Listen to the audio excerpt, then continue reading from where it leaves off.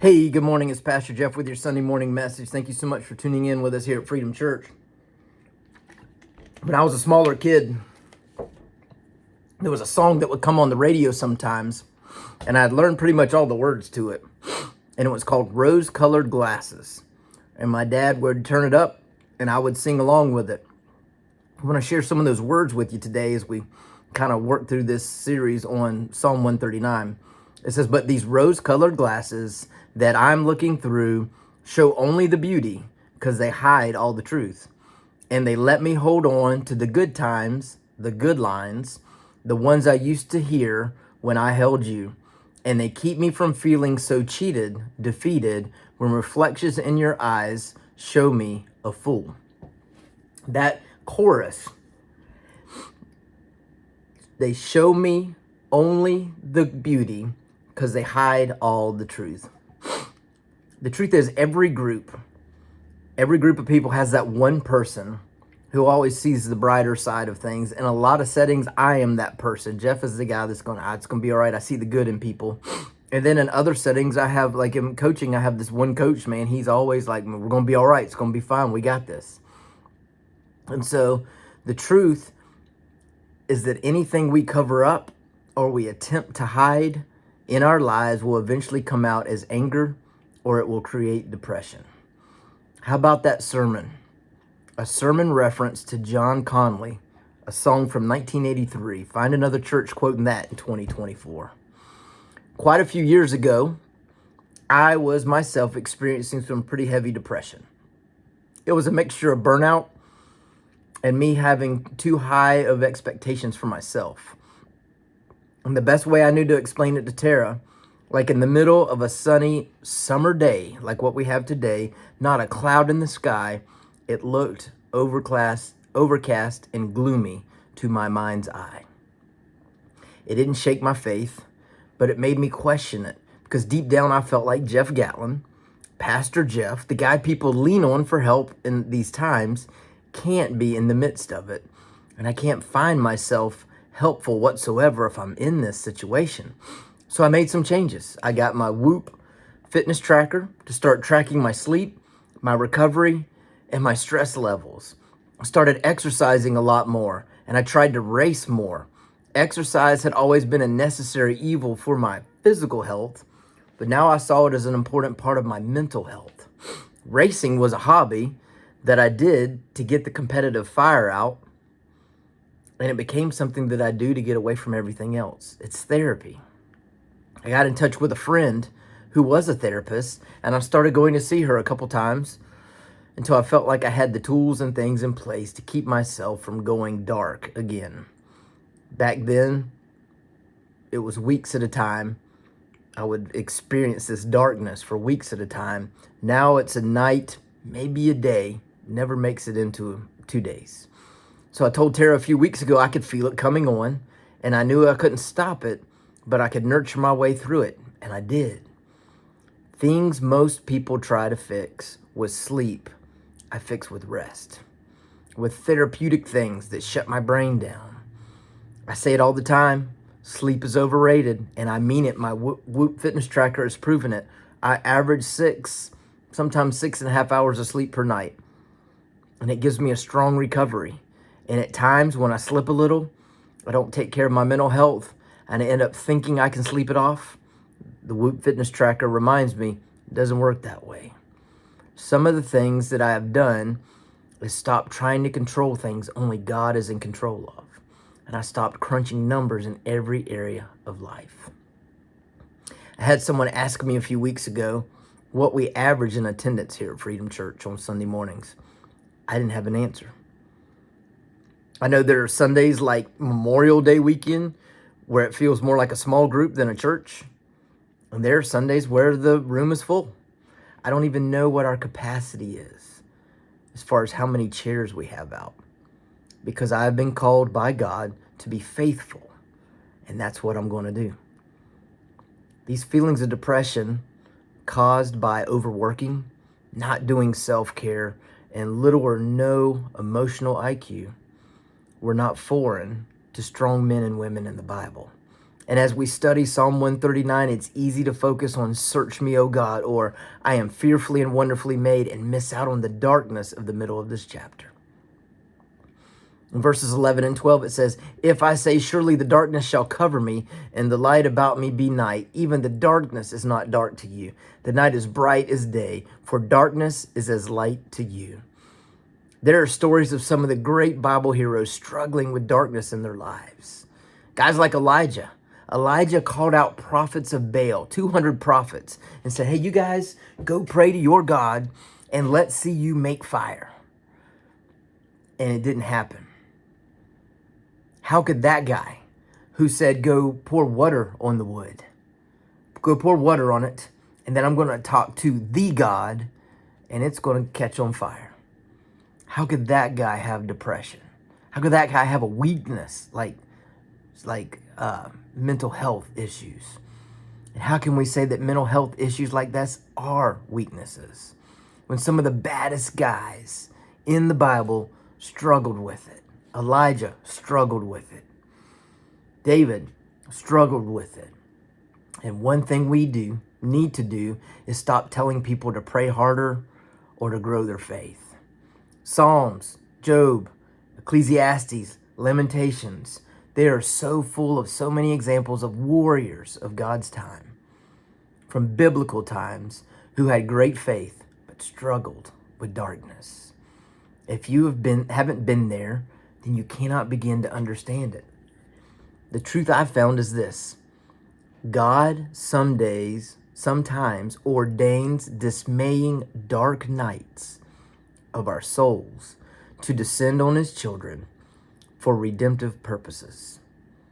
And God had provided these scriptural witnesses to help people like me not be surprised at fiery trials, as though something strange was happening.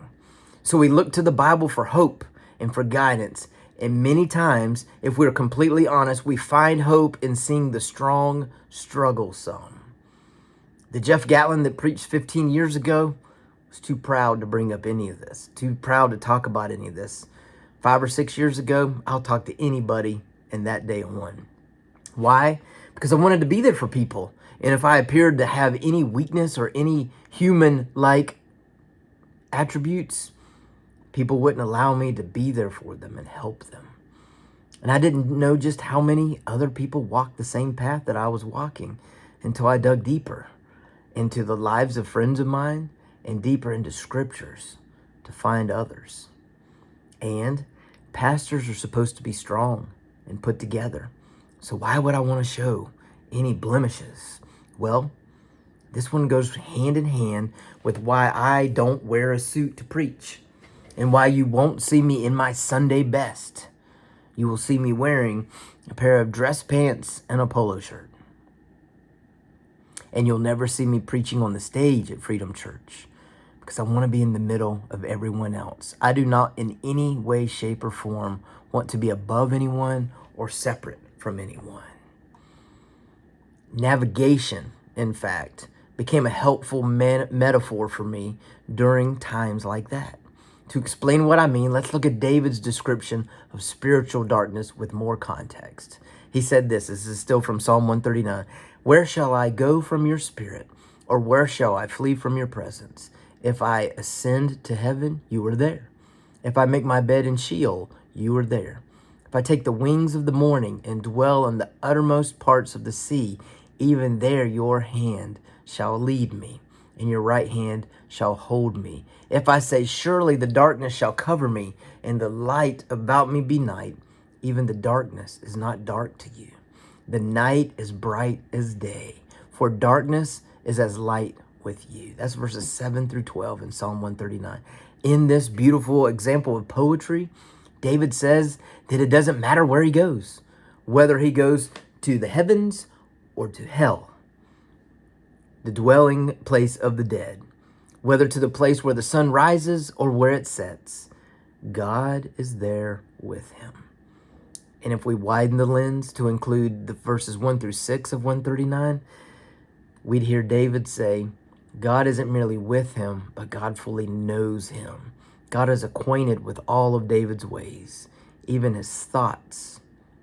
And when David is in such a dark place that God seems absent, God is fully present and fully cognizant of what he's walking through, because there's no such thing as darkness to God.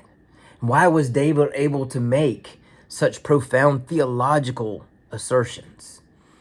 Because he received his theological education in the seminary of various trials, where his courses were many dangers, many toils, and many snares.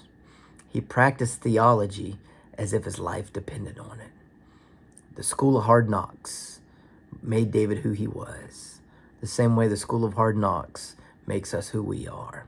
So when David exalted God in continually knowing and guiding with his presence, even when the deep darkness descended, he was speaking of a reality that he had lived. Hard-won experience had taught him to navigate life by trusting God's reliable promises, not his unreliable perceptions, not his emotions, not his feelings, and certainly not his darkness.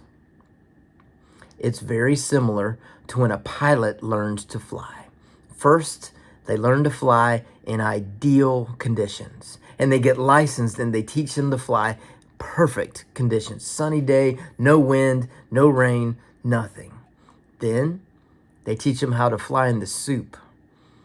And flying in the soup is a time where you cannot see clearly. Maybe you cannot see anything at all. It's flying through storms or darkness that all you can do is trust your instruments. So you're looking ahead and you're paying attention to all of the instruments, but you are focused on what they are telling you. To face the depression and the darkness that David addresses here that we talk about is to check our instincts, to check our gut, and evaluate them. What we actually do instead is we trust our feelings, and that's where it gets dangerous. Don't trust your feelings. Trust your gut and trust your instincts. Because when you trust your gut is breaking down information from thousands of scenarios that you have lived through before in your life, subliminally, without you even telling it to. And one of the hardest and most valuable lessons we learn during our stormy, cloudy, spiritual nights is to trust what the instruments of God's promises tell us over what our perceptions and our emotions are telling us. Seasons like that force us to exercise our faith, which is why so many faithful biblical leaders learn to walk by faith, not by sight.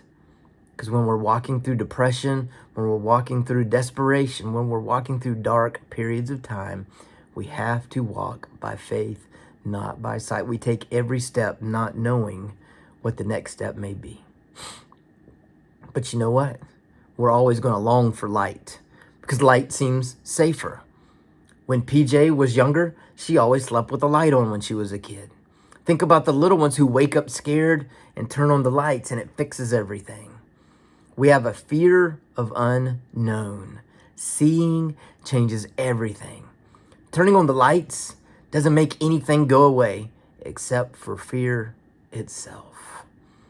If there is something in the room, it doesn't run away because the bedroom light is on.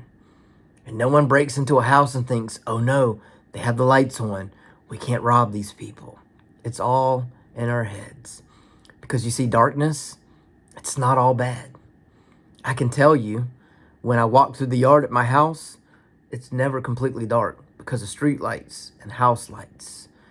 But when I'm at Tara's family's house on the farm in Georgia and you walk through the night, you actually need a flashlight because it is dark as it can possibly be. And that darkness helps me to see the stars. The stars seem brighter and bigger. The moon, much bigger, much brighter, because I'm away from all the lights and the distractions. Those dark times, those moments of depression, they're not all bad. And they're nothing to worry about. Trust your instruments.